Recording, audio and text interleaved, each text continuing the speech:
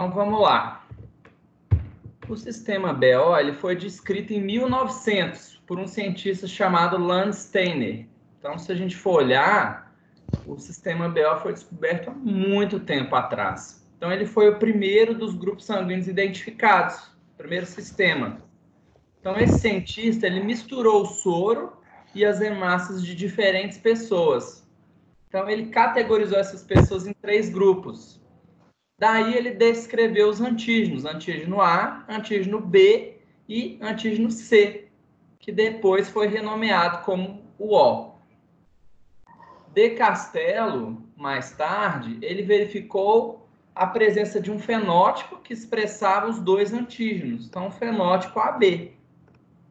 E esses cientistas aqui, o von Dürgen e o Hirschfeld, eles verificaram que a herança genética obedecia às leis de Mendel. Então, tanto A quanto B eram genes dominantes. Então, os genes ABO estão localizados no braço longo do cromossomo 9 e eles são responsáveis pela síntese de glicotransferases A e B. Então, essas glicotransferases elas são enzimas, que a gente vai ver para que elas servem. Então, essas transferases, elas têm um substrato. Então, o substrato delas é um antígeno H. Então, a transferase A, que é a alfa 1,3 N-acetil-galactosaminil transferase, ela vai adicionar o açúcar N-acetil-galactosamina na membrana eritrocitária. Então, depois que ela adicionar esse N-acetil-galactosamina, a gente vai ter a formação do antígeno A. Então, esse açúcar é ligado no antígeno H. A transferase B, que é a alfa 1,3 galactosiltransferase, adiciona galactose na membrana eritrocitária. Então, devido a essa adição, ela forma o antígeno B. Então, a mesma coisa, vai se ligar ao antígeno H. Então, o GNO, ele não possui nenhuma transferase ativa. Então, se ele não possui transferase, ele não tem esses 2 antígenos na sua membrana.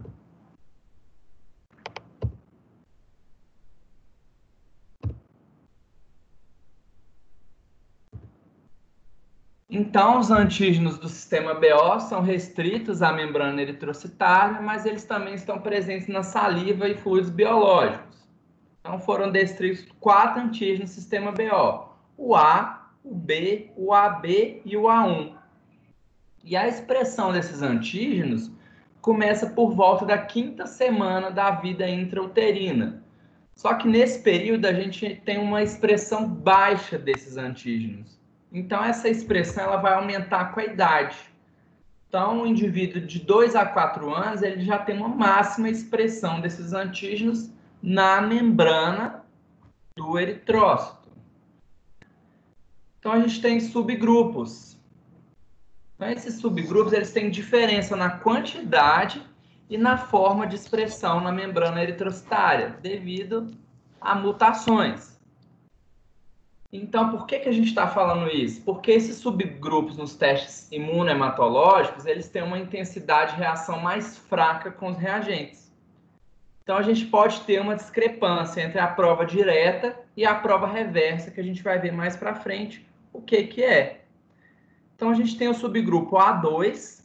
Então, ele tem uma transferase A menos eficaz. Então, nem todo antígeno H é transformado em antígeno A.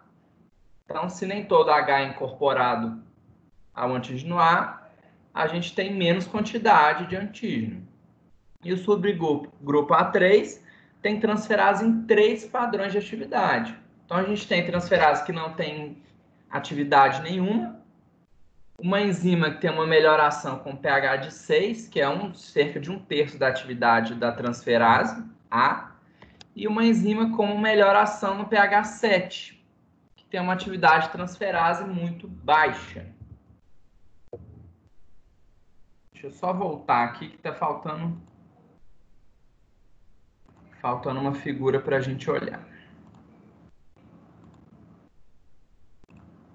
Então, aqui a gente tem os antígenos. Então, esse aqui é um antígeno H.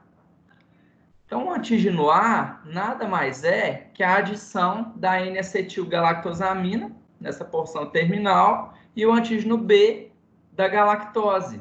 Então, a diferença é somente a galactose e a N-acetilgalactosamina. O antígeno H não tem nenhum dos dois.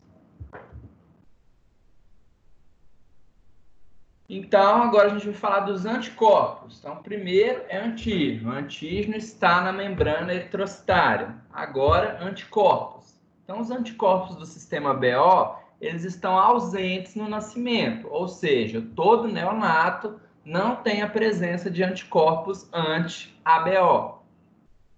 Então, eles são detectáveis após os 4 meses de idade. Então, existem várias teorias acerca da produção desses anticorpos. Então, são essas: flora bacteriana intestinal, toxinas, soroterapia antitetânica, medicamento de origem animal, vacina antigripal. Então, são teorias. E a gravidez e também transfusões de grupo sanguíneo ABO incompatível provoca aloimunização eritrocitária, com o aparecimento de IgG. Então, o que significa isso? É quando o nosso sistema imune reconhece um antígeno que não é do nosso corpo e depois ele passa a produzir o IgG. Então, esses anticorpos, eles são potentes, tanto o IgM quanto o IgG. E eles provocam forte aglutinação direta com os eritrócitos A ou B. Então, se a gente tem essa aglutinação potente, o que vocês acham que acontece numa transfusão de um sangue errado? Vamos supor, a gente tem um grupo sanguíneo A e transfunde uma bolsa com o grupo sanguíneo B. O que vocês acham que pode acontecer?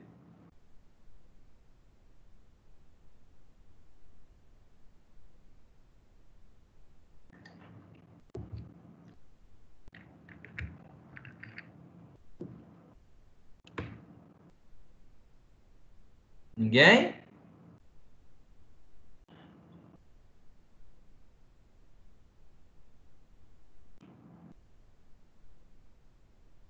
Pessoal? É o A com B? Por exemplo, o indivíduo ele é do grupo sanguíneo A. E, por engano, foi transferida uma bolsa de sangue para ele do tipo B. Ou o contrário. Não vai ser compatível, né? Isso. Aí Porque o que acontece nesse caso? acho que aglutina o sangue, uma coisa assim. Porque o A ele tem os antígenos A e o B ele tem o antígenos B.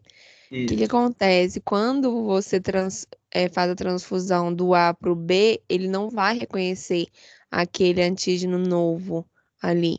Então, ele vai criar anticorpos contra aquele novo antígeno que está diferente ali para ele. Isso. Então, eles são os anticorpos, realmente. Só que a única diferença é que ele não vai criar anticorpos, ele já tem esses anticorpos. Entendi.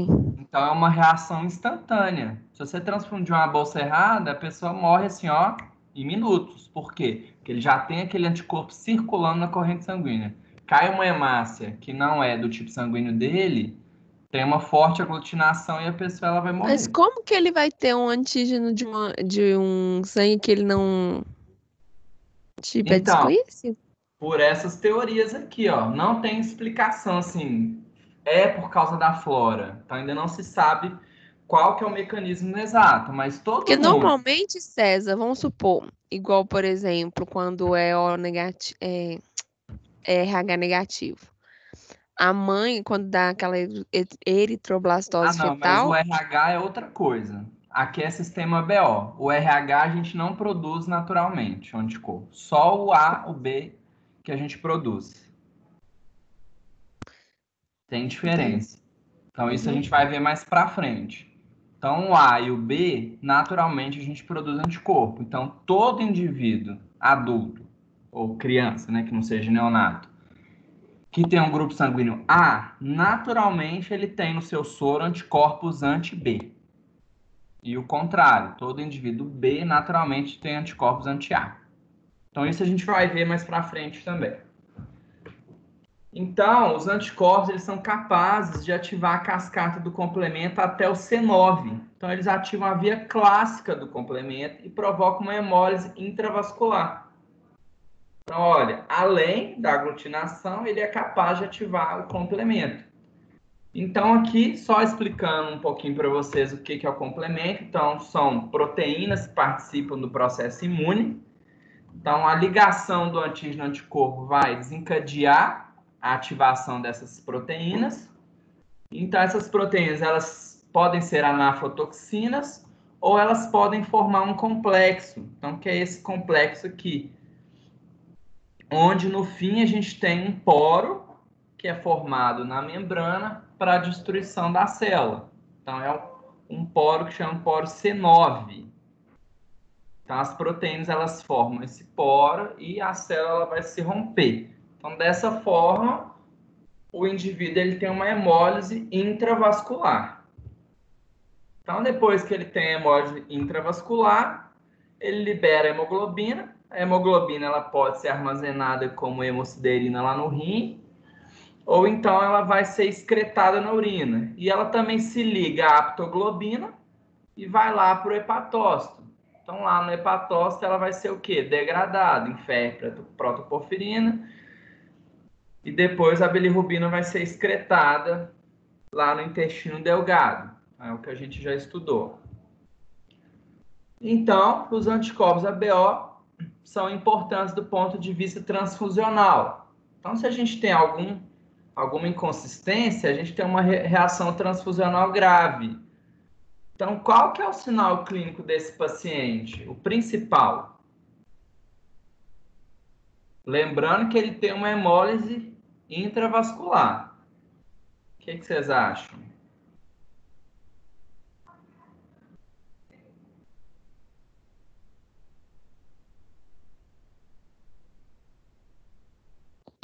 Eu não entendi a sua pergunta. O sistema BO ele tem uma importância muito grande no quesito de transfusão sanguínea. Então, se a gente tem uma incompatibilidade do sistema BO, a gente tem uma reação transfusional grave. Então, qual que é o principal sinal clínico de um paciente? Levando em consideração que ele ativa a via do complemento. Eu não sei, César. Vamos voltar aqui, nesse slide. O que vocês acham que vai acontecer com o paciente? Principal sinal clínico. Não vai secretar mais bilirrubina? Não vai secretar mais ou vai secretar muita?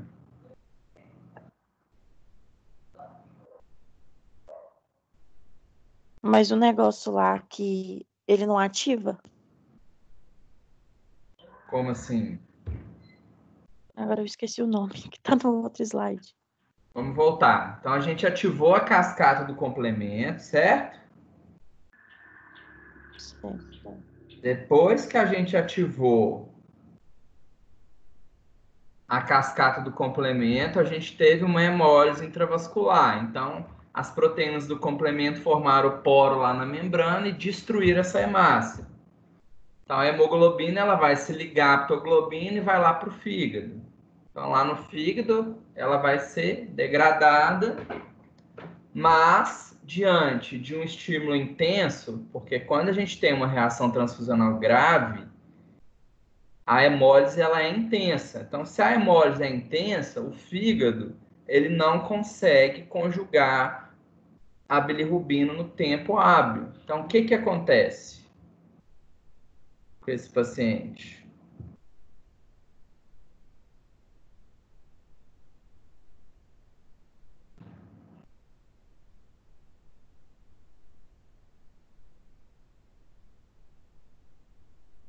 Ictérico? Exatamente. Então, é um paciente que vai ficar ictérico. Então, o sinal clínico mais importante para a gente detectar uma reação transfusional grave é a presença da icterícia. Então, ele tem a esclera amarelada e também a pele, ela fica amarelada. Então, como está aqui nessas 3 imagens. Então, quais são os anticorpos do grupo ABO? Então, o anti-A está presente no soro de todo indivíduo do grupo B. O anti-B está presente em todo soro de indivíduo do grupo A. O anti-AB está em todo indivíduo do grupo O. E o anti-A1 está no soro de todo indivíduo do grupo A2. Então, quando a gente faz grupo sanguíneo, a gente usa basicamente o A, o B e o AB. Então, o A1 a gente vai usar em caso em que a gente suspeitar dos subgrupos. Então, aqui a gente tem anticorpo A, anticorpo B e o anticorpo A e B. Então, esse aqui, indivíduo do grupo O, esse aqui, indivíduo do grupo A, e este aqui, indivíduo do grupo B. Deu para entender?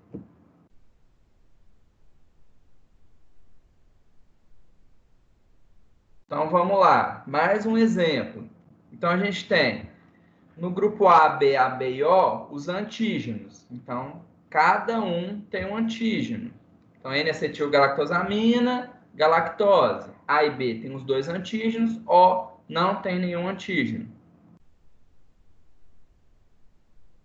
Anticorpo no plasma. Então, o grupo A tem um anticorpo anti-B, grupo B tem um anticorpo anti-A, o grupo AB não tem anticorpos. Por quê? Porque ele tem antígeno, os 2 antígenos na membrana. Então, ele naturalmente não vai produzir um anticorpo porque as 2 moléculas são próprias.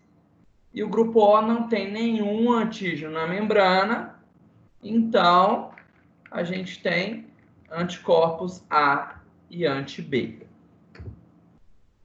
Então, agora a gente vai falar do RH. Então, o RH é o mais complexo dos sistemas eritrocitários.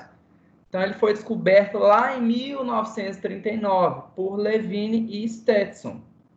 Então, eles observaram essa divergência de grupo sanguíneo na doença hemolítica do recém-nascido. Então, uma mulher ela deu à luz a uma criança com anemia hemolítica. Então, ela necessitou ser transfundida com sangue ABO compatível do marido. Então, era compatível. Mas, ainda assim, ela teve uma reação transfusional grave. Aí eles começaram a achar estranho. Poxa, a gente transfundiu com o mesmo grupo sanguíneo. Então, será que tem algum subtipo? Então, vamos descobrir o que está acontecendo. E eles foram investigar. Então, o soro dessa mulher aglutinava com as hemácias do marido e também com 80% dos doadores ABO compatíveis.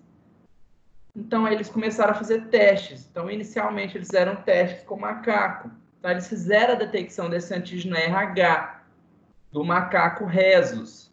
Então, mais tarde, eles denominaram esse anticorpo, que é um haloanticorpo, que não é produzido pelo nosso corpo, como anti-D. Então, o anti-RH, na prática clínica, a gente conhece ele como anticorpo anti-D.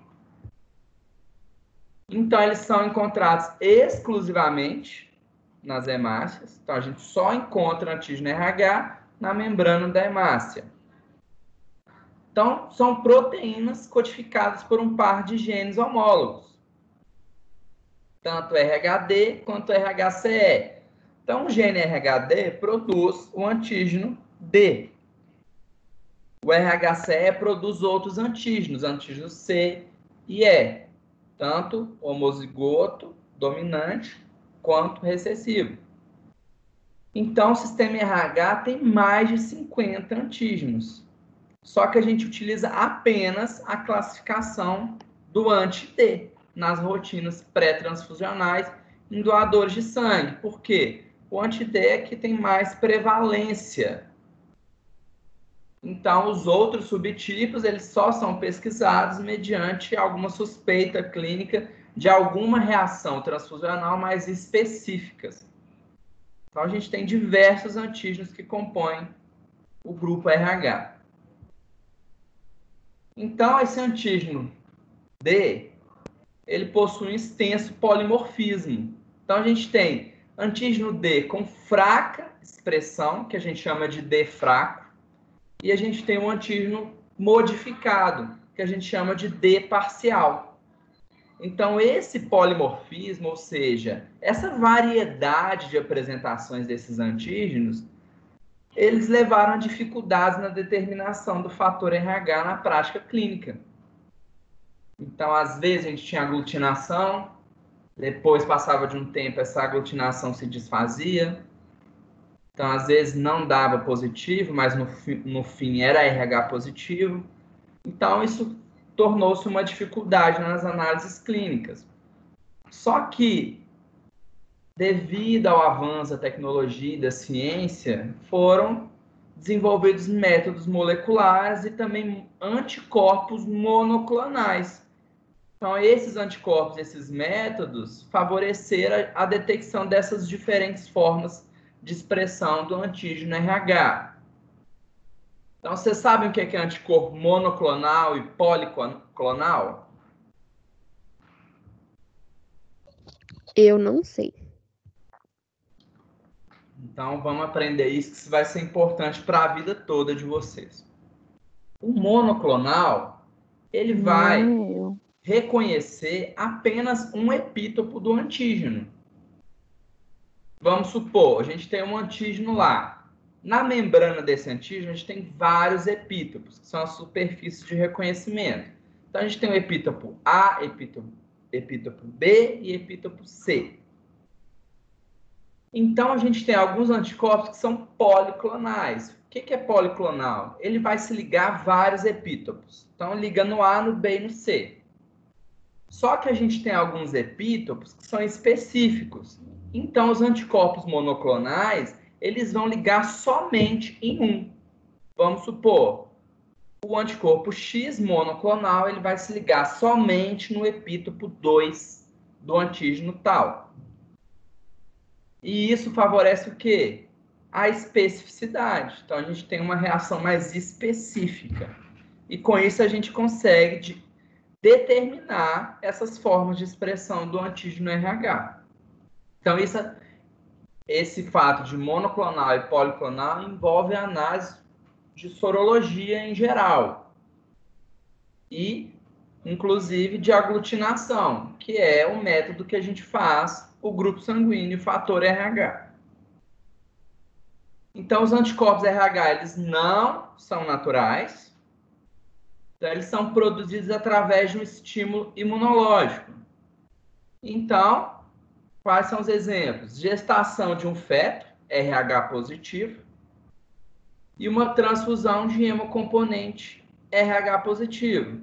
Ou seja, uma gestação de uma parturiente, de uma gestante RH negativo, ou uma transfusão de um receptor RH negativo. Então, o sangue desses dois indivíduos entrou em contato com RH positivo. Então, depois foram produzidos o quê? Anticorpos IgGs. Então, esses anticorpos, eles são ativos a 37 graus. Então, qual que é a média da nossa temperatura corporal?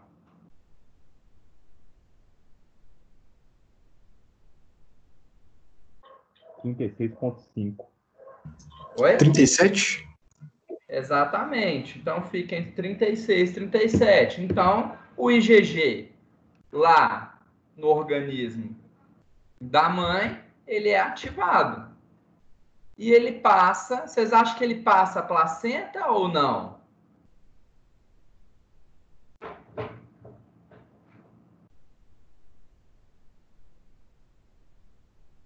Ô César, eu acredito que não, porque quando eles fazem, por exemplo, parto, eles tentam evitar o contato depois que rompe a placenta, né?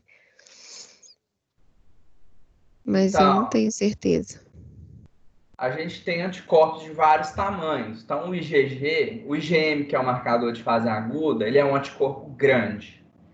Esse anticorpo ele não ultrapassa a placenta. Então, o feto ele é protegido contra os anticorpos IgMs.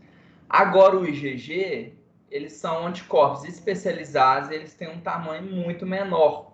Então, eles são capazes de atravessar A placenta. Então, eles atravessam a placenta e vão lá para a corrente sanguínea do bebê. Então, depois que eles atravessam a placenta, esses anticorpos vão para a circulação fetal e vão se ligar às hemácias do recém-nascido.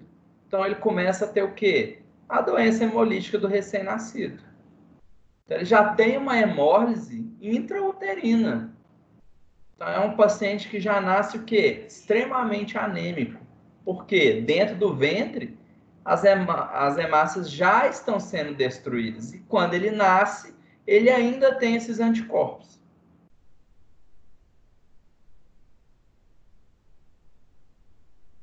Então, agora a gente vai falar do exame, que a gente chama de grupo sanguíneo fator RH. Então, a gente detecta o sistema BO. Então, existem sistema BO, prova direta e prova reversa. E o sistema RH, prova direta. Então, prova direta, a gente detecta o quê? Antígeno. E prova reversa, a gente detecta anticorpo. Então, aqui, o princípio básico desse método é a aglutinação. Então, a gente usa, se a pessoa é um sangue A, a gente usa um anticorpo anti-A. Então, se for antígeno A, vai aglutinar. Então, é nesse princípio que a gente faz o teste. E aqui eu coloquei uma pergunta. Por que que a gente não tem prova reversa para sistema RH? O que que vocês acham?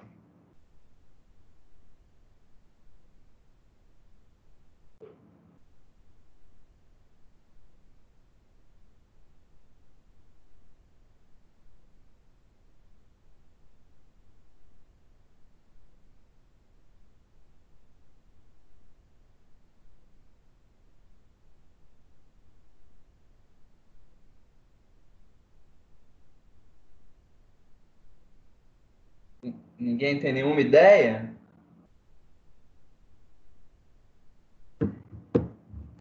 Eu, pelo menos, não sei não, César. Ó, direto faz detecção de antígeno. Reverso faz detecção de anticorpo.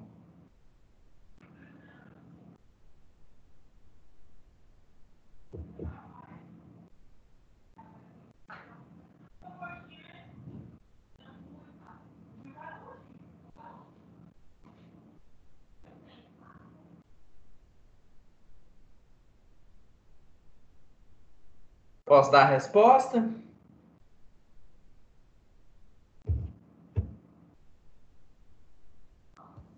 Pode, não sei. Os indivíduos eles não produzem naturalmente anticorpos anti-D. Então, lembra que eu falei? No ABO, o nosso corpo já tem o anticorpo contra o antígeno. Já no sistema RH, a gente não produz naturalmente esses anticorpos. Só quando a gente entra em contato com esse fator, que é no caso da gestante com um feto RH positivo e de reação transfusional. Então, naturalmente, a gente não tem anticorpos anti-D ou anti-RH. Então, como que funciona esse exame? Então, a gente rotula 3 tubos de ensaio, A, B e AB. Então, isso é prova direta, detecção de antígeno. Então, a gente vai colocar uma gota de soro anti-A, anti-B e anti-AB, que é o reagente, respectivamente. Depois, a gente vai acrescentar uma gota da suspensão de hemácias. Então, essa suspensão de hemácias, ela está em soro fisiológico. Então, é a amostra do paciente que vai ser diluída numa solução salina. Então, depois disso, a gente vai incubar 37 graus por 15 minutos. Por quê? Porque a ligação antígeno-anticorpo é mais eficiente a 37 graus. Vamos agitar e centrifugar os tubos e depois a gente vai fazer a leitura da aglutinação contra um fundo iluminado. Então, a gente vai ressuspender esse botão de aglutinação. Então, essa aglutinação só acontece quando a gente tem reação de antígeno com anticorpo. Então, na prova direta, a gente tem os soros monoclonais, anti-A, anti-B e anti-AB. Então, no anti-A, a gente tem um anticorpo anti o antígeno A. O anti-B é anticorpos anti-antígeno B. E o anticorpo AB tem um misto dos dois anticorpos, tanto do A quanto do B. Então, ele funciona como um controle. Então, se o seu A, ele aglutina, esse paciente ele é do grupo sanguíneo A. Mas ele tem que aglutinar o AB também, que é o controle. Então, aqui só exemplificando, a gente coloca uma gota de sangue e uma gota de cada reagente. Então, a gente vai centrifugar e depois a gente vai fazer a leitura. Então, a gente faz esse exame em tubos de ensaio. E a prova reversa? Então, a gente rotula 2 tubos de ensaio, o A e o B. Coloca 2 gotas de soro em cada um, que vai ser o quê? A amostra do paciente. Então, no primeiro tubo, a gente vai colocar uma gota de hemácias com antígeno A. E no tubo B, a gente vai pingar uma gota de hemácia com antígeno B. Então, olha a diferença. Na prova reversa, a gente está usando o soro do paciente. O soro do paciente tem o quê? Os anticorpos. E o reagente é a hemácia. Então, essa hemácia ela tem antígeno A. E essa hemácia do tubo B tem antígeno B. Então, a gente agita e centrifuga, depois vai fazer a leitura ressuspendendo o botão de aglutinação. Então, a gente tem esses reagentes.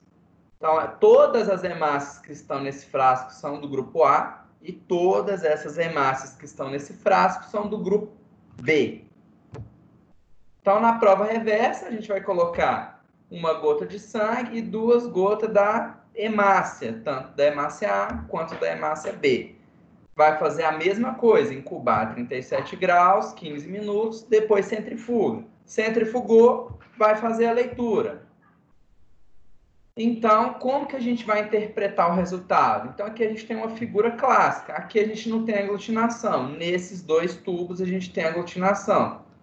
Então, o grupo A, o soro anti-A dele tem que aglutinar. Por quê? É um anticorpo contra o antígeno A. O soro anti-B não vai aglutinar. Por quê? Porque a gente não tem antígeno B. Soro anti-AB, ele tem que aglutinar. Por quê? Ele tem antígeno A. A hemácia A, que é a prova reversa, ela não vai aglutinar. Por quê? Aqui a gente está pesquisando anticorpos. Então, um grupo sanguíneo A, o indivíduo ele não tem anticorpos anti-A. Ele tem anticorpos anti-B. Então, a prova reversa, a gente vai ter aglutinação no B. Então, se vocês forem reparar, a prova direta, ela é o oposto da prova reversa.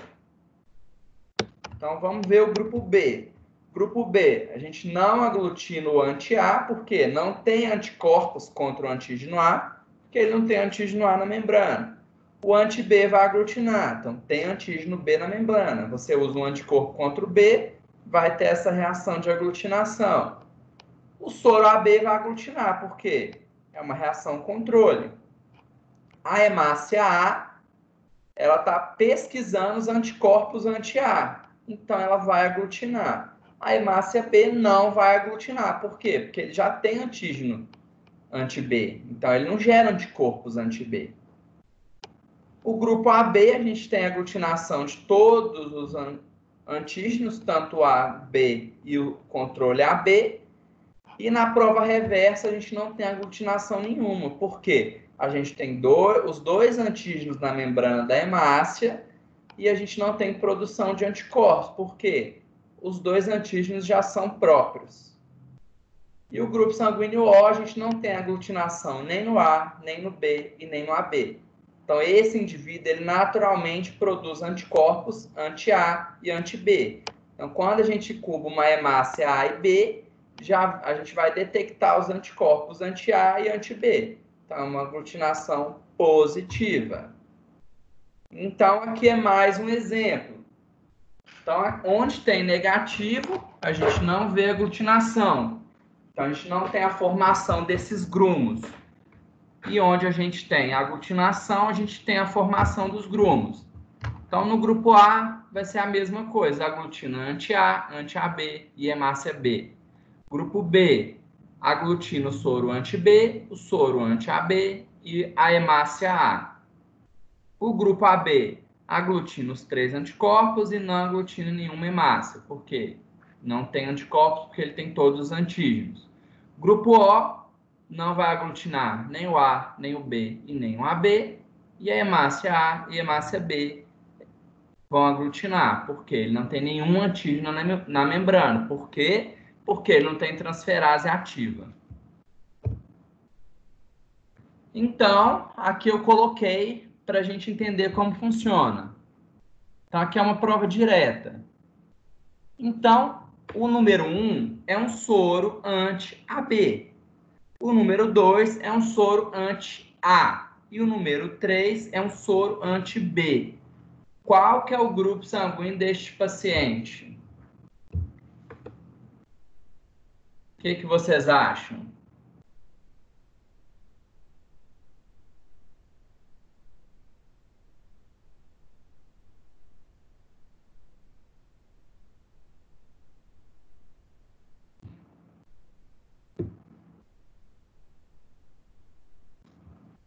Lembrando, se aglutinou é porque a gente tem a presença do antígeno. É só a prova direta.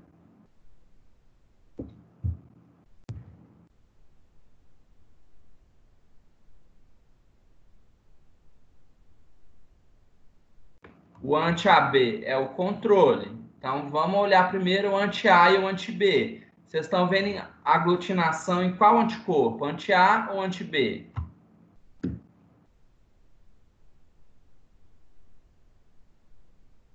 B.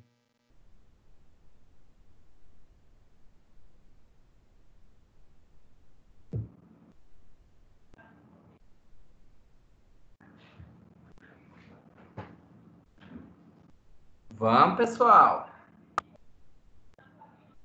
B. Oi? B? Vocês acham que é o grupo sanguíneo B? Acho que é porque tá, sei lá, diferente. Ó, vocês conseguem ver esse botão de hemácia aqui e aqui? Consegue?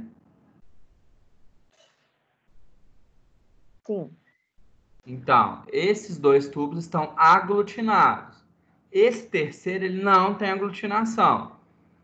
Então, a gente está buscando o quê? O antígeno aqui.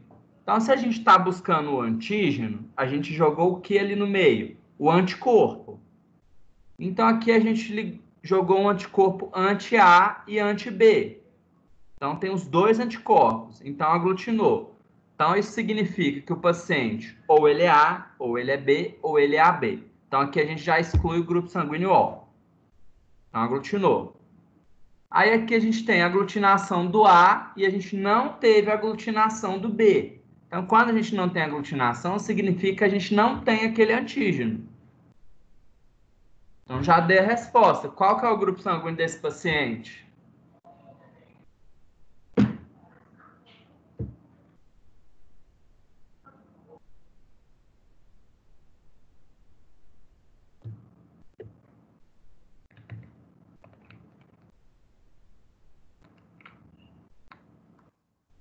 Eu vou chutar, é B.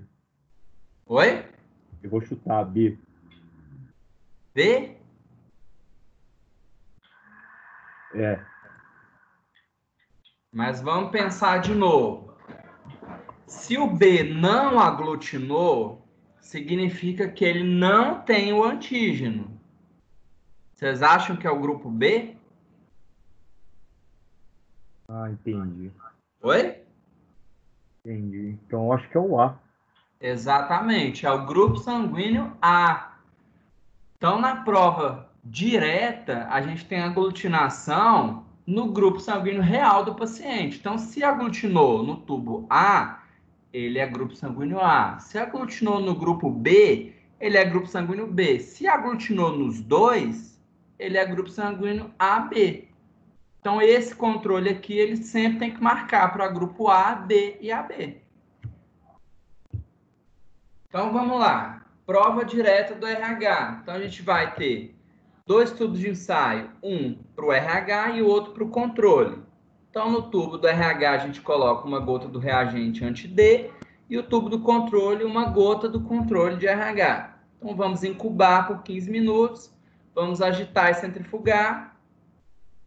Depois a gente vai fazer o quê? A leitura da aglutinação contra um fundo iluminado, ressuspendendo o botão de aglutinação. Então, é a mesma coisa. Então, a gente coloca uma gota do sangue e uma gota do anti-D e do controle. Então, se a gente tiver aglutinação, é um RH positivo. Se não tiver aglutinação, é RH negativo. E o controle do RH, ele sempre tem que dar negativo. Então, se a gente vê um tubo anti-D sem aglutinação, a gente tem que pesquisar o D fraco, que foi o que a gente estudou mais para trás. Então, como que a gente pesquisa o D fraco? Então, a gente vai lavar 3 vezes essa amostra com salina e depois a gente vai adicionar um soro antiglobulina humano de amplo espectro ou um soro de Cumbres, para a gente poder detectar esse D fraco. Então, se a gente teve a aglutinação, é o positivo. Se a gente não teve aglutinação, a gente tem que fazer a pesquisa do D fraco. Então, depois que a gente coloca esse soro antiglobulina ou o soro de Cumbres, se tiver aglutinação, é um soro, é um RH positivo. Então, olha a importância. A gente teve uma primeira reação negativa, quando a gente foi confirmar, a segunda deu positivo, ou seja, a gente teve um D fraco positivo. Então, esse paciente é um RH positivo, mas com a variante do D fraco. Então, aqui eu coloquei para vocês me ajudarem a determinar o grupo sanguíneo e o fator RH. Então, eu estou simulando exatamente o que acontece na prática clínica. Então, onde a gente tem esses alvos, é a presença da aglutinação, onde a gente tem essas bolinhas vermelhas, é a ausência de aglutinação. Então, vamos lá. O primeiro paciente, qual que é o grupo sanguíneo dele?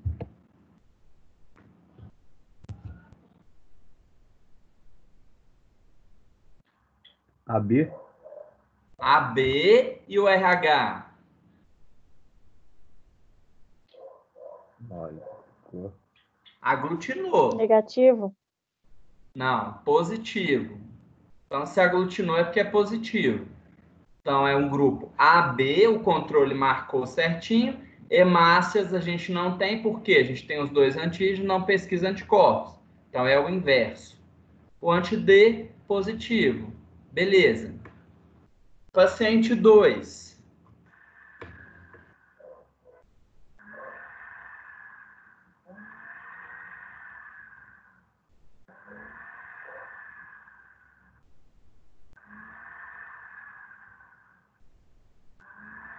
Paciente 2 não aglutinou nenhum antígeno. Então, qual que é o grupo dele?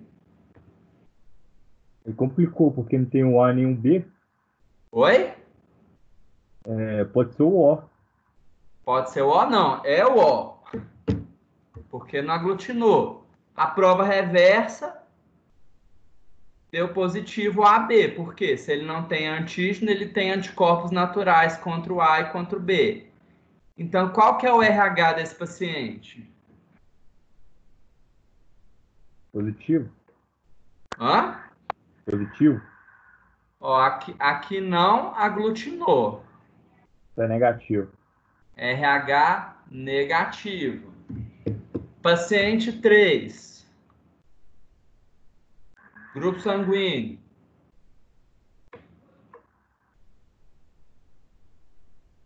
O positivo.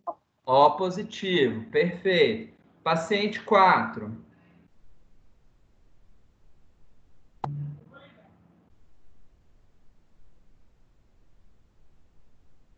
A positivo. A positivo. Então, tá vendo? O B não aglutinou, o soro AB aglutinou porque ele tem anti-A. Então, é grupo sanguíneo A. Hemácia.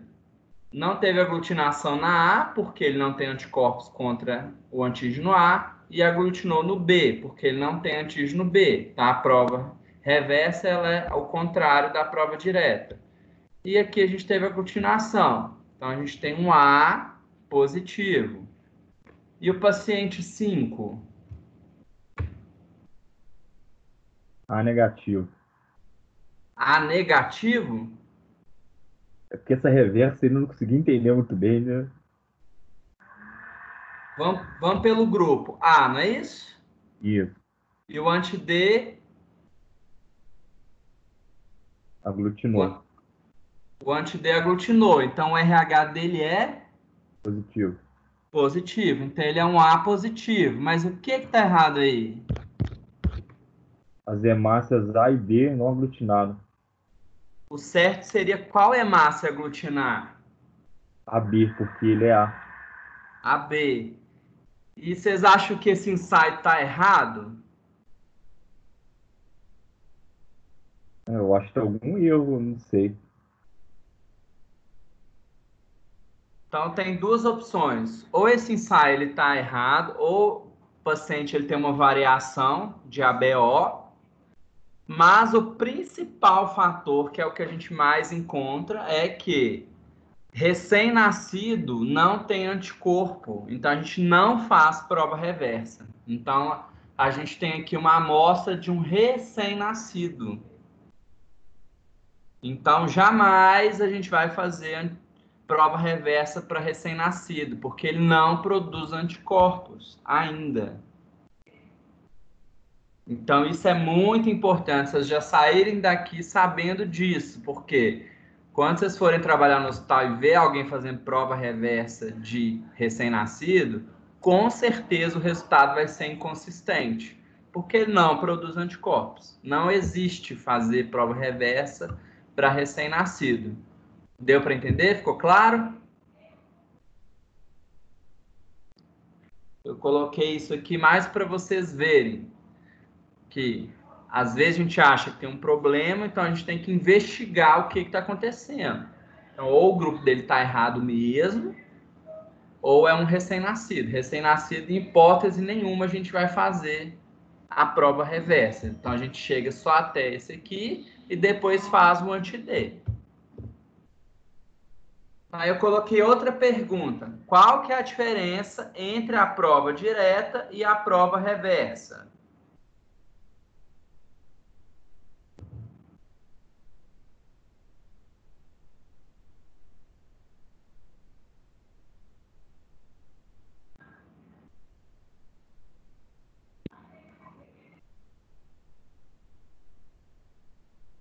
A prova reversa eu acho que é com os anticorpos e a prova indireta é com os antígenos.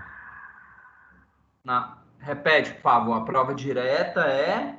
A prova direta é com. Esqueci, ó. A reversa é com os anticorpos, não são? E Isso. com o anti-B, Então, a reversa, a gente vai pesquisar... com os antígenos. Não, a reversa, a gente pesquisa anticorpos. Anticorpos e o anti-D. E a direta com antígeno. Isso, a direta ou antígeno. Então, é exatamente. Então, na direta, a gente vai ver o antígeno. Então, o antígeno está na membrana da hemácia. E a prova reversa, a gente vai pesquisar os anticorpos. Então, o anticorpo a gente pesquisa para o sistema ABO e para o RH a gente não pesquisa. Ficou bem claro?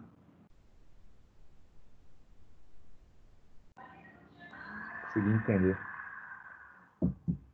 Então, a gente tem testes antiglobulinas também. Então, o que é o teste de antiglobulina? Quando a gente vai fazer a detecção de outros anticorpos. Então, a gente faz o CUMS direto, que é o teste de antiglobulina direto, onde a gente vai detectar hemácia revestida em vivo por imunoglobulinas ou frações do complemento. Então, o que seria essa hemácia revestida em vivo?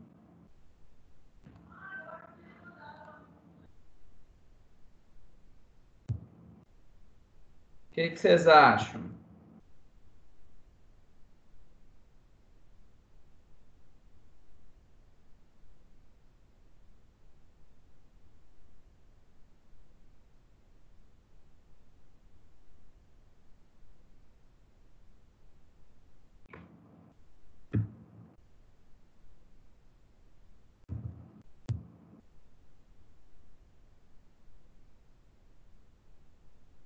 o in vivo é que a hemácia do indivíduo já está sensibilizada com anticorpo. Então, ele já tem aqueles anticorpos na membrana. Então, quais são as causas dessa sensibilização in vivo? Então, reação transfusional hemolítica. Então, a gente tem aloanticorpos do receptor de uma transfusão recente, reagindo com os antígenos presentes na hemácia de um doador.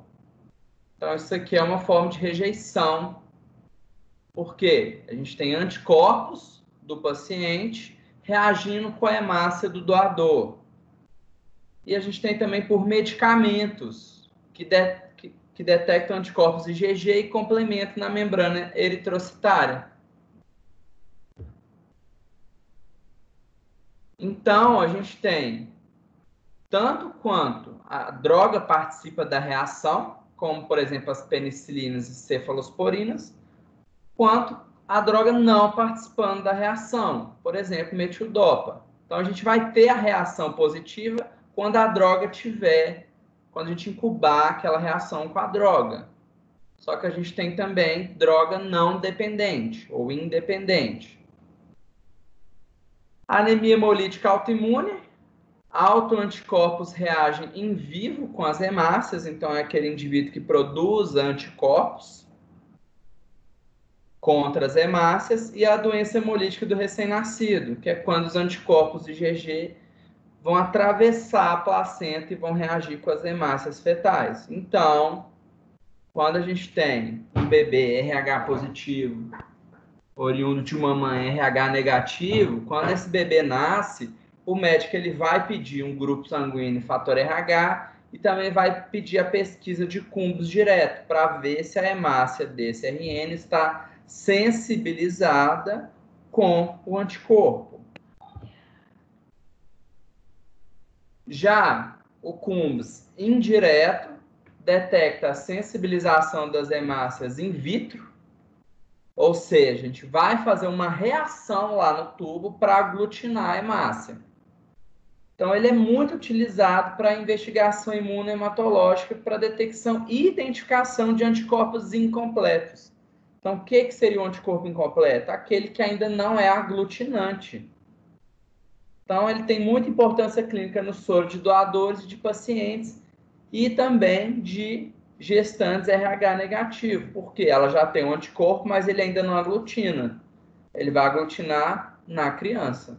Então a gente costuma fazer cumbos direto para o recém-nascido, cumbos indireto para a mãe.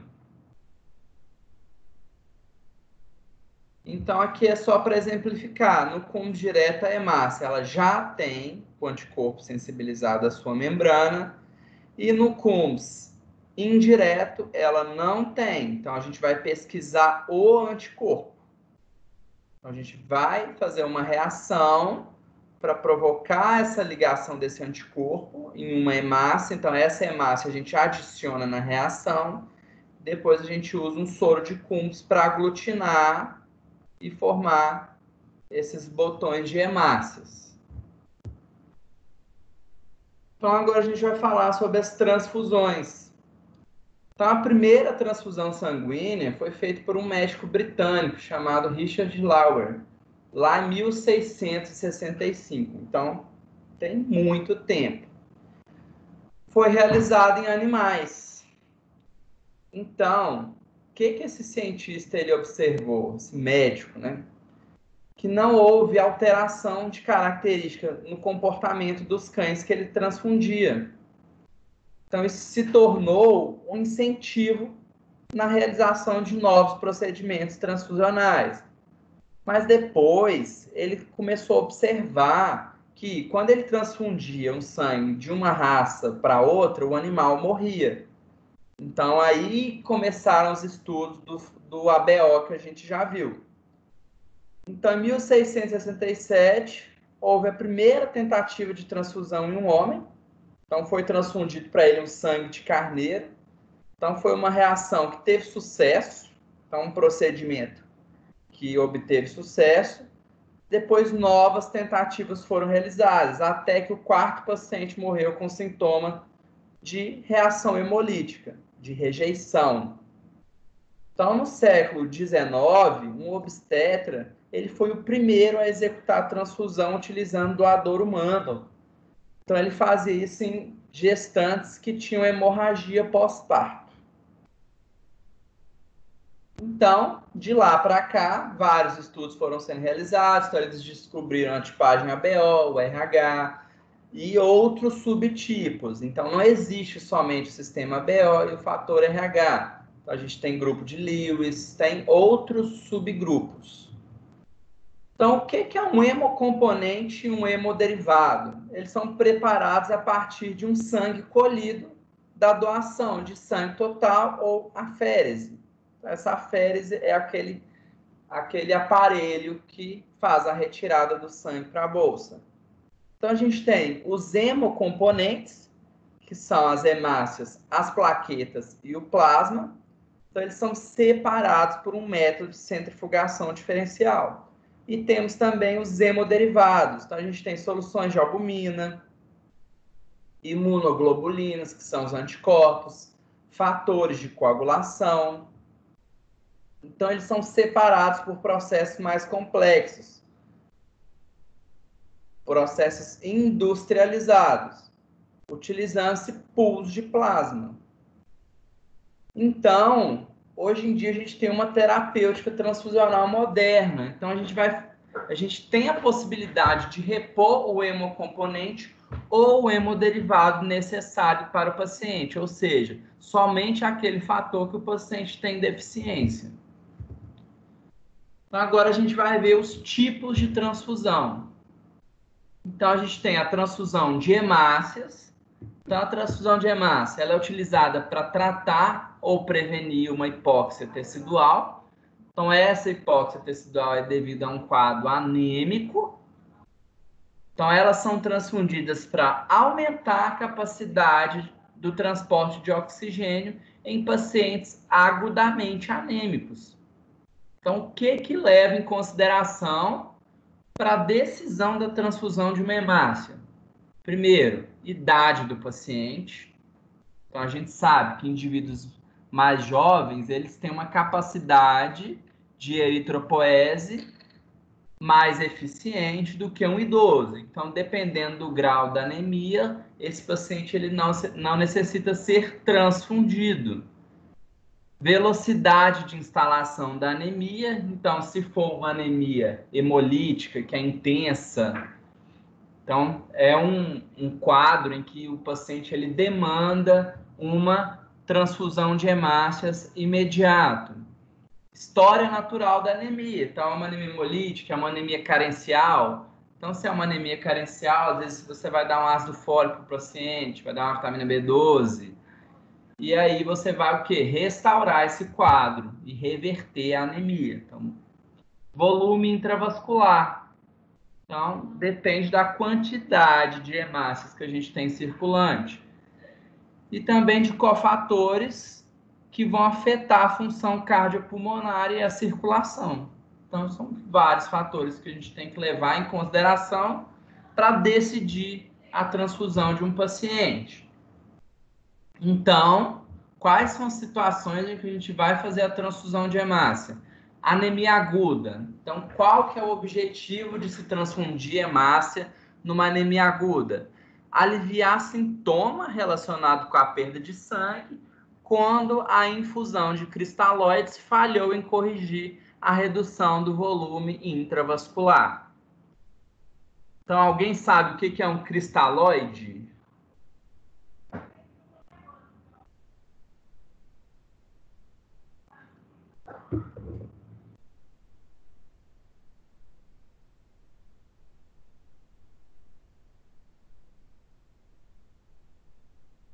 Ninguém?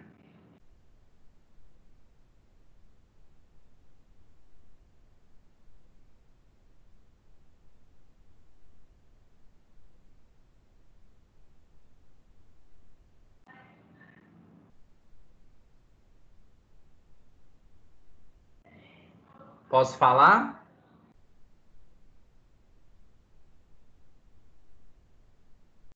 Pode, professor, não sei.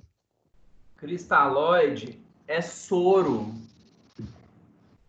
Então, quando o paciente ele está anêmico, dependendo do grau, a primeira coisa que a gente vai fazer, ou que a gente não, que o médico, no caso, vai fazer, é uma transfusão de soro. Então, é aquele soro fisiológico, é uma salina.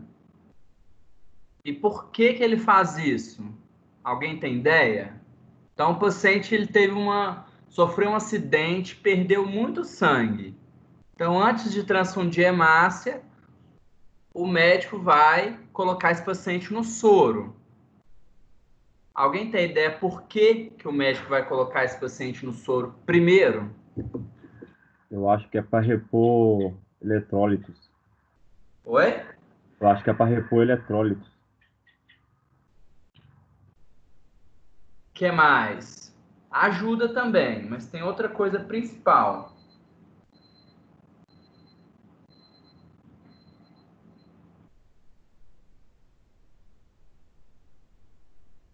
Aumento do volume circulando. Exatamente. Então, quando o paciente ele tem uma perda volumosa de sangue, ou seja, uma anemia aguda, ele perde um volume muito grande. Então, se ele perde um volume muito grande de sangue, o coração e os vasos, eles não têm sangue suficiente para bombear, não é isso? Então, esse paciente, ele entra num evento que chama choque. Então, o choque nada mais é que quando a gente tem uma baixa de pressão suficiente para impedir o fornecimento de oxigênio para os tecidos.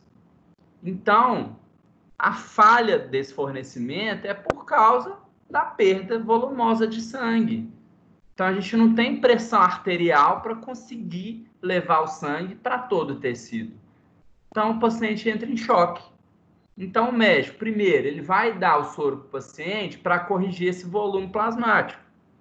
Para quê? Para ele voltar o débito cardíaco desse paciente e a pressão arterial, para que o organismo tente distribuir o oxigênio nos tecidos. Mas, se mesmo com isso, esse paciente apresentar uma hipóxia, aí sim o médico vai ter que transfundir o paciente. Por quê? Ele repousa o volume, mas a quantidade de hemácias que está lá não está sendo suficiente para carregar oxigênio para os tecidos. Então, esse paciente ele vai precisar de hemácia.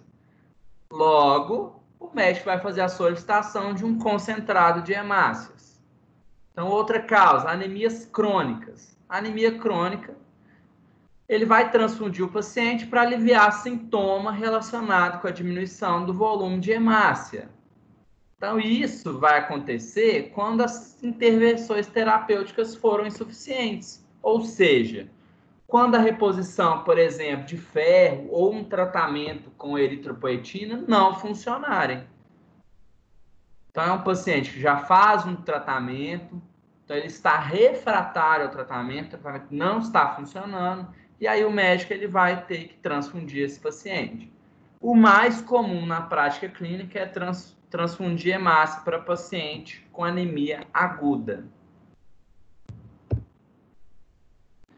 Então, o que é um concentrado de hemácias? Então, são os hemocomponentes obtidos através do fracionamento de uma bolsa de sangue total.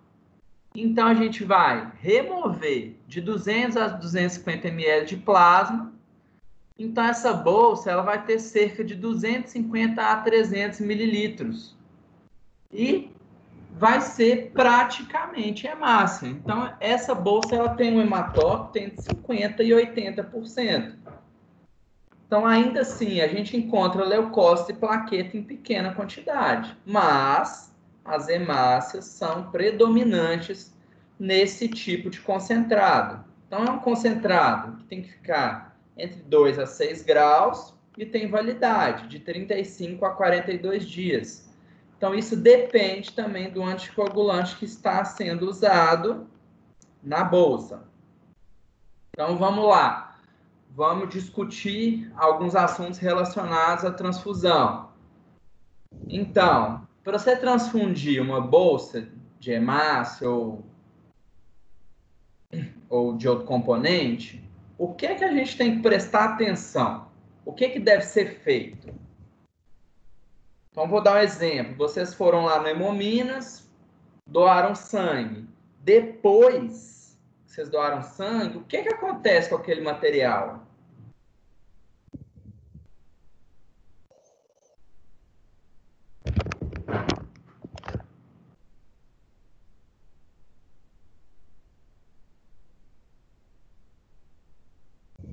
O que vocês acham? Ele é analisado para ver se tem algum tipo de imunodeficiência ou algum tipo de bactéria. Exatamente. Então, a gente tem dentro de um hemocentro diversos laboratórios. E essa bolsa de sangue, ela vai chegar lá, antes dela ser fracionada, ela vai passar por uma série de exames. Então, quais são os exames? Primeiro, tipagem sanguínea, óbvio. Então, toda bolsa de sangue tem o tipo sanguíneo. Porque a gente só pode transfundir, basicamente, um indivíduo com o mesmo grupo sanguíneo. Tirando em alguns casos do doador universal, que é o O negativo, que pode doar para todos os outros indivíduos. Mas se for um indivíduo A, ele vai receber de A e AB. E O. Se for indivíduo B, ele só recebe de B a B e O. Do A ele não pode receber. Então, o grupo sanguíneo é o fator mais importante para a gente poder transfundir esse paciente. Próximo passo. Existe uma triagem para doenças infecciosas. Então, a gente faz chagas, sífilis, HIV, as hepatites. Por quê? Porque se a gente coleta uma bolsa de um paciente que tem uma carga viral detectável de hepatite ou de HIV, se a gente transfunde para outro paciente, a gente passa a doença da bolsa para o paciente. Então, antigamente, era comum a gente ter esse problema. Por quê? Porque a gente não tinha triagem das bolsas. Tá? A bolsa era transfundida, então o paciente ele podia pegar uma doença de Chagas, podia pegar um HIV, uma hepatite. Então, eram doenças comumente transmitidas através de transfusão sanguínea. Mas, com o avanço, né, da tecnologia e também da saúde pública, os bancos eles fazem as triagens das bolsas. Porque se essa bolsa ela está infectada com um protozoário, como por exemplo Chagas, Trypanosoma cruzi, ou então com vírus, então é uma bolsa que tem HIV. Então você não vai transferir essa bolsa, você vai descartar essa bolsa. Então isso é César, extremamente. Oi, posso fazer uma pergunta? claro. Quem tem doença de Chagas, por exemplo, o protozoário se encontra no sangue, né? Depende da fase. Se for fase aguda, sim. Isso, por exemplo, aí o protozoário está no sangue dele. Caso eu for contaminado com aquele sangue, ocorre o risco de ter Chagas? Sim. Se a bolsa estiver contaminada com tripanosoma, sim. Mas, por exemplo, igual o HIV, se tiver um machucado, aí cai o sangue de uma pessoa, você pode ser infectado. Acontece da mesma forma?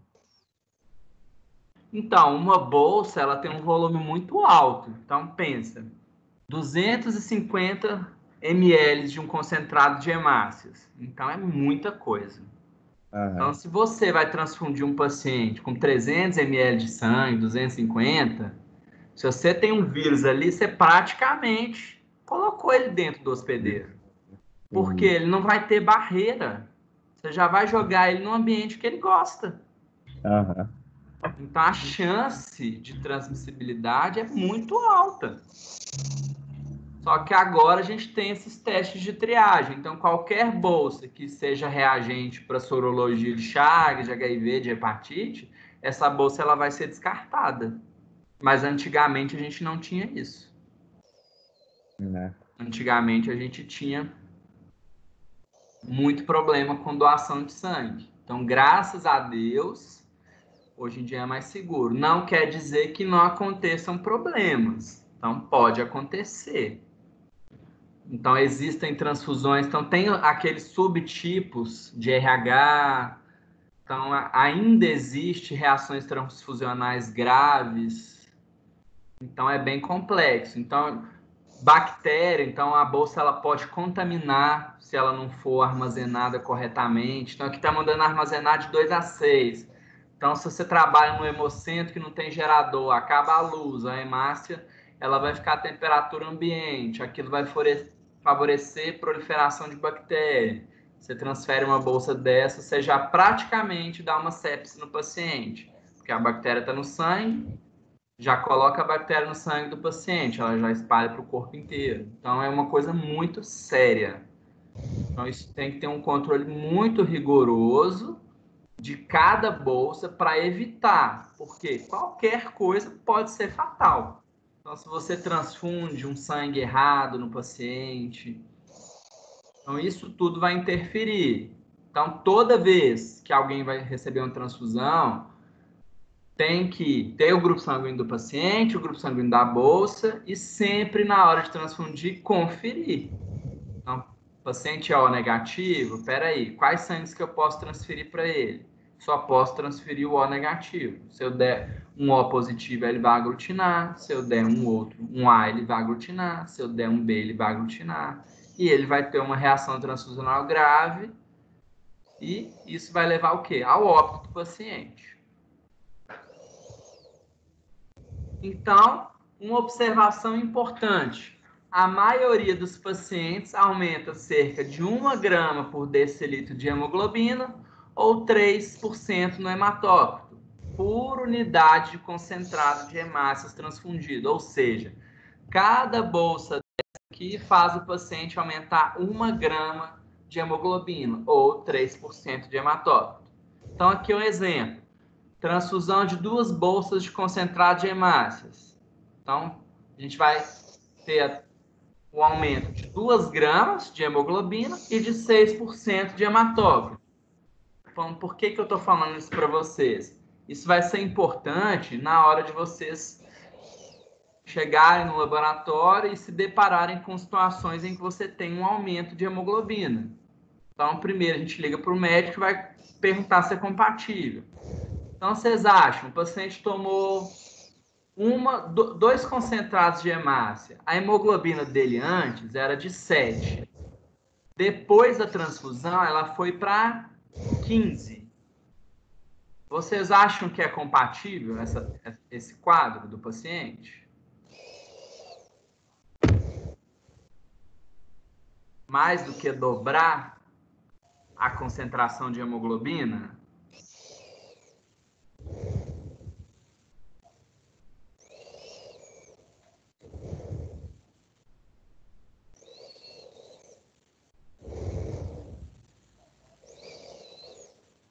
O que vocês acham?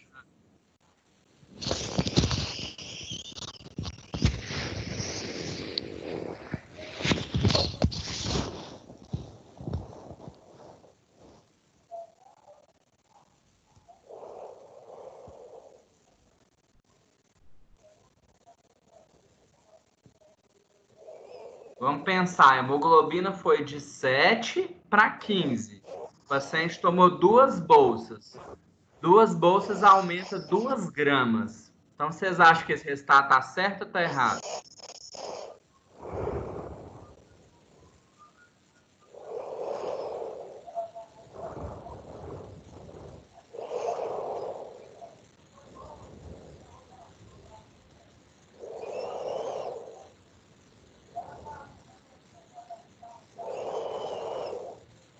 Hein?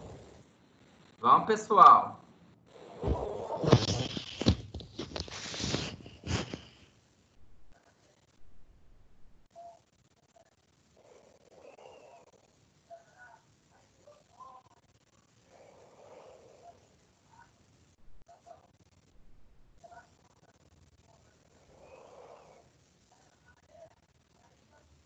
ela não aumenta 1 grama por decilitro em cada bolsa? Por cada bolsa infundida?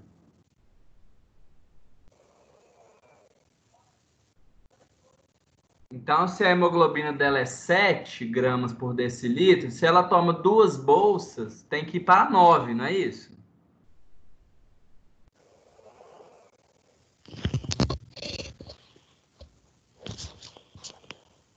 É ou não é? Mas como é que faz isso? Não, eu estou falando assim. Vou reformular a pergunta. Eu não disse aqui que cada concentrada aumenta 1 grama de hemoglobina no paciente? Falou. Então, o paciente, ele tinha uma hemoglobina lá no momento da admissão dele de 7 gramas. Então, é uma hemoglobina extremamente baixa, 7. Então, ele foi transfundido 2 bolsas para ele. Então, de 7, se é 1 grama por bolsa, tem que aumentar 2 gramas para esse paciente. Então, certo seria uma hemoglobina de 9, não é isso? Sim. Só que a hemoglobina, o resultado do hemograma dele veio uma hemoglobina de 15. Ou seja, mais que o dobro. Vocês acham que isso é possível?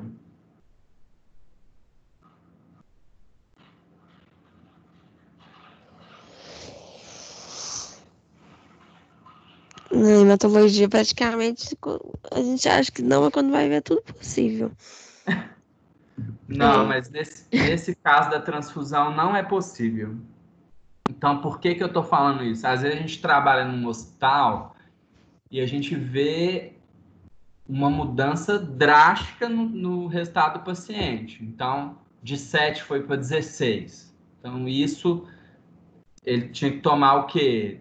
7 bolsas de sangue. Então, isso não acontece na prática de jeito nenhum, mesmo porque a gente não tem nem estoque para isso.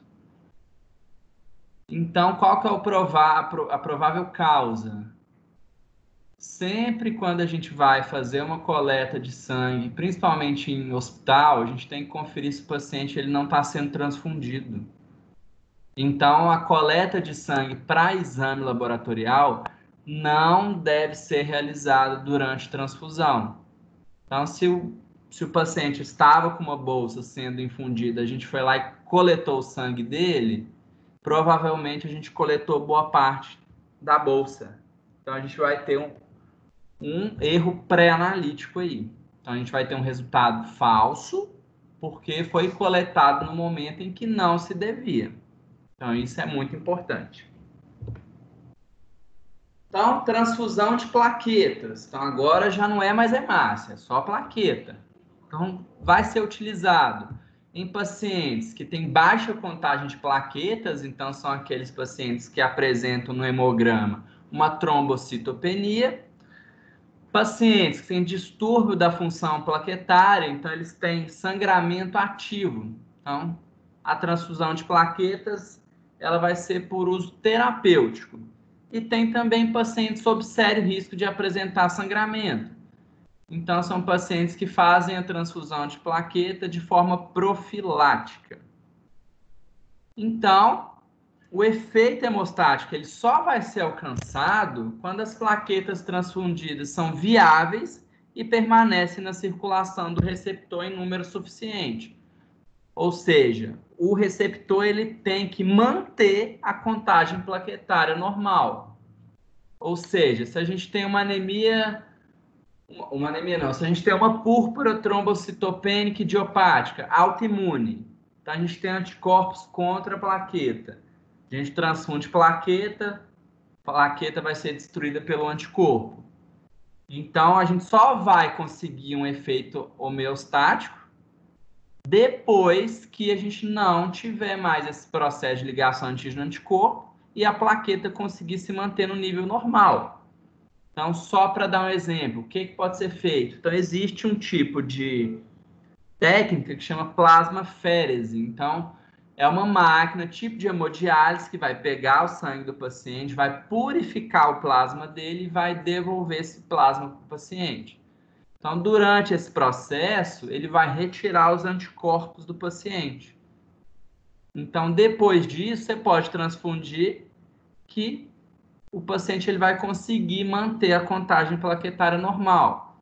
Então, até que ponto a gente não tem como saber. Posteriormente, ele pode vir a produzir outros anticorpos e necessitar novamente de uma plasmaférese para depois transfundir plaqueta. Então, existem dois tipos básicos de componentes plaquetários que são disponíveis para transfusão. Então, a gente tem o concentrado de plaqueta. Então, é quando esse hemocomponente é obtido pela centrifugação de uma bolsa de sangue total. Então, o volume final dessa bolsa de plaquetas é de 50 ml e ela tem que ser conservada por agitação contínua em temperatura de 20 a 24 graus. Aí eu pergunto para vocês, por que vocês acham que essa bolsa ela tem que ficar em agitação contínua?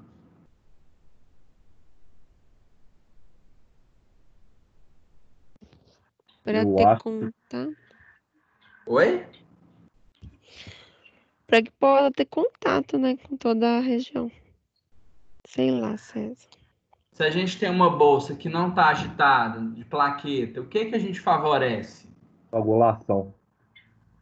Exatamente, coagulação. Então, isso é para evitar a formação de coágulo nessa bolsa. Então, ela tem que ficar sempre em agitação. E numa temperatura um pouco maior, de 20 a 24 graus. Que é uma Mas não existe temperatura furo baixa muito também vai constante? induzir coagulação. Então, é uma bolsa que tem uma validade curta e ela vai ser utilizada em paciente que tem sangramento e contagem de plaquetas inferior a 50 mil, ou aquele paciente tem alguma disfunção plaquetária. Então, é um processo que também pode ser usado como profilaxia, ou seja, para impedir que algum sangramento ocorra. Então, a gente tem também pool de plaquetas. Então, ele é obtido através de 4 a 5 unidades de bolsas de sangue total. Então, já é muito mais do que a transfusão comum da plaqueta. Então, as plaquetas elas são obtidas através da centrifugação e separação da camada leucoplaquetária. Então, todas essas 5 unidades elas são transferidas para uma única bolsa. Então, essa bolsa é chamada de pool. Então, ela vai ser utilizada em pacientes com sangramento e contagem de plaquetas inferior a 50 mil ou disfunção plaquetária. Também pode ser usada para profilaxia. Então, ela é mais vantajosa, por quê? Porque ela reduz o número de bolsas transfundidas, por ser mais concentrada, reduzindo, então, o risco de reação transfusional. Então, toda vez que a gente transfunde um paciente, ele pode ter alguma reação. Então, se a gente pode ter um concentrado maior, isso vai reduzir o risco da reação transfusional e vai manter o mesmo efeito terapêutico. Então, aqui é só mostrando a plaqueta, ela já é amarelinha, porque aqui a gente só tem praticamente plaqueta e plasma, mais nada.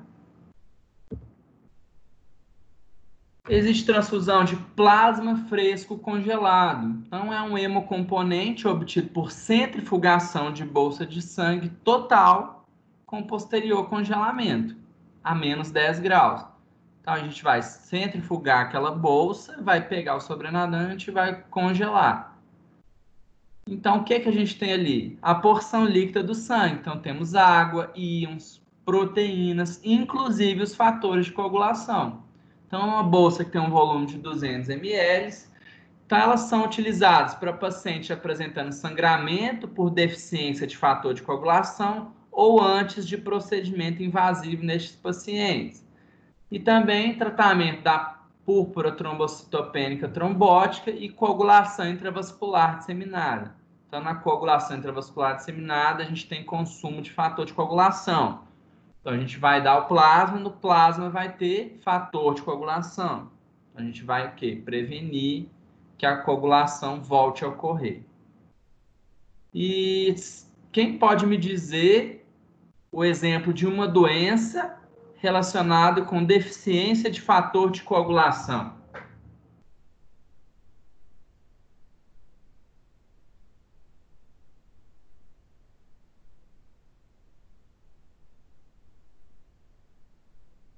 Diabetes?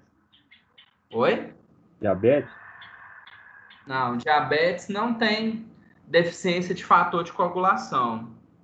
É porque quando a pessoa machuca com diabetes, tipo, eles falam que custa melhorar. Hemofilia? O caso do diabético demora a cicatrizar, por quê? Porque ele tem um quadro inflamatório e ele também tem a produção de imunocomplexos, ou seja, é a ligação do anticorpo com a glicose, então esses imunocomplexos eles se depositam e aí eles agravam e retardam a cicatrização. Então não é um paciente que tem deficiência de fator de coagulação.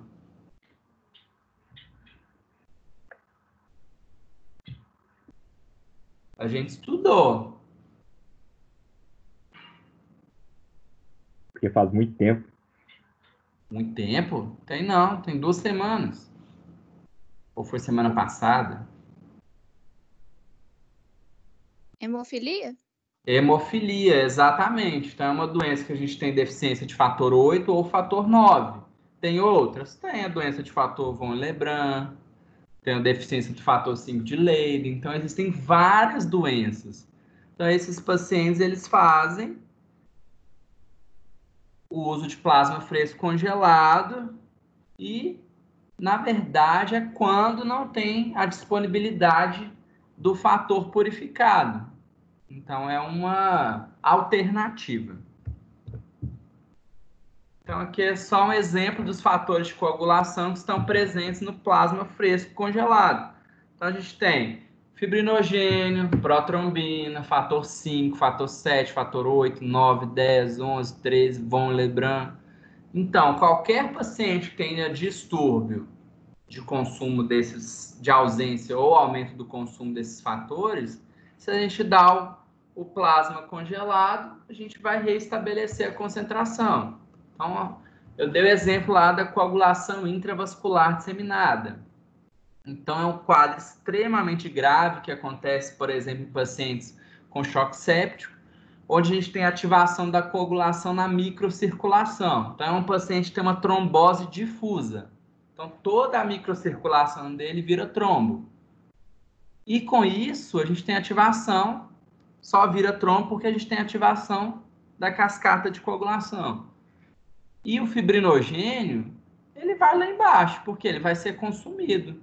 Tem ativação em toda a microcirculação, tem fibrinogênio com concentração baixa, aí o médico ele vai o quê? Fazer a transfusão do plasma para ele restabelecer a concentração desse fator. Temos também o crioprecipitado, que é um hemocomponente obtido por descongelamento de uma bolsa de plasma fresco congelado e remoção do sobrenadante. Então, as bolsas de crioprecipitado elas têm que ser congeladas a temperaturas inferiores a menos 20. Então, também são bolsas que contêm fator de coagulação, 8, 13, 8, fator de von Lebrun e fibrinogênio. Então, aqui já é mais específico. Então, é uma bolsa que tem de 10 a 20 ml. Então, é utilizada em pacientes com sangramento ativo ou profilático. Então, é aquele paciente que vai fazer um procedimento invasivo. Em caso de hipofibrinogênemia, então, um paciente que tem uma queda na concentração do fibrinogênio plasmático, deficiência de fator 13 da coagulação, quando não houver o concentrado específico, e a doença de von Lebrun, quando não houver o concentrado específico também. Então, a gente tem outros concentrados, então a gente tem fator 8 concentrado, fator 9 concentrado, a gente tem concentrados de albumina. Então, um paciente desnutrido ou que tem alguma deficiência que cursa numa hipoproteinemia, como, por exemplo, numa síndrome nefrótica, ele tem uma série de manifestações clínicas, como, por exemplo, a nasarca. O que é a nasarca? Quando o paciente tem um edema generalizado. Então, por que ele tem esse edema? A queda da proteína diminui a pressão oncótica dos vasos. Então, o que é pressão oncótica? é a pressão relacionada às proteínas. Proteína, ela retém a água dentro do vaso. Então, se a gente não tem proteína ou tem uma baixa de proteína, a gente favorece a saída da água do vaso para o tecido, gerando edema. Então, o médico ele vai transfundir a albumina para o paciente para quê? Para reverter esse quadro, para o paciente parar de ter edema generalizado. Então, cada tipo de concentrado ele tem uma finalidade. Então, não é só bolsa de sangue. Quando a gente fala transfusão, existem inúmeras formas de se transfundir e inúmeros tipos de transfusões. Então, aqui eu coloquei um resumo do fracionamento do sangue. Então, a gente tem o sangue total, de lá a gente tem o concentrado de hemácias, então a gente tem o quê? Mais hemácia nessa bolsa. A gente tem o plasma rico em plaqueta, que pode virar o crioprecipitado, plasma fresco congelado e o plasma de 24 horas. Então, também temos ainda menor o crioprecipitado. Também fusões de albumina, globulina e também concentrado de fatores de coagulação. Então, olha o tanto de bolsa que a gente pode extrair de uma única bolsa de sangue total. Então, isso vai depender do estoque. Então, dependendo da demanda, há mais necessidade de concentrado de hemácias ou mais necessidade de transfusão de plaquetas. Então, isso é muito variável. Então, aqui eu coloquei uma campanha que nós somos a esperança de muitos. Então, é muito importante que a gente faça doação de sangue, porque o sangue vai salvar muita vida. Então, é extremamente importante. Às vezes a gente tem medo de doar, a gente fica pensando só na gente, mas tem muita gente que está aí entre a vida e a morte precisando de um material desse. Então, aqui eu coloquei também uma reportagem do estado de Minas, que a chegada do coronavírus derrubou o estoque de sangue do Hemominas. Não só do Hemominas, mas de hemocentros do país inteiro. Então, olha, a gente está vivendo num momento de pandemia, a gente está com um problema de saúde pública mundial e, além disso, agora a gente tem um quê? Uma baixa reserva de sangue e a gente tem muita demanda de bolsa de sangue. Então, se faltar bolsa de sangue, várias vidas vão ser perdidas em consequência desse estoque. Então, é importante que a gente saia para doar sangue. Eu acho que a gente não só tem que trabalhar dentro do hospital, ou, né, somos biomédicos, mas eu acho que a gente tem que ter a nossa consciência e fazer o nosso papel também para o bem. Então, a gente faz o papel para o bem trabalhando dentro da área da saúde, mas a gente pode conscientizar as pessoas a doar, porque a vida de muita gente está na mão da gente. Então, por um simples gesto, uma simples doação de sangue. E, por fim, eu coloquei aqui também a doação de medula, que a gente não doa só sangue, a gente doa medula óssea. Então, para quem que a gente doa medula óssea? Para qualquer paciente que tem alguma desordem hematológica a nível de medula óssea que precise de quê? De uma medula nova. Então, se você tem entre 18 e 55 anos, se você tem um bom estado geral de saúde, se você não tem doença infecciosa, ou nenhum câncer, ou neoplasia hematológica, então, pode ser o nosso herói. Então, aqui eles colocaram 2 crianças, então são portadores de leucemia. Então, a simples doação da medula pode salvar a vida de uma criança dessa.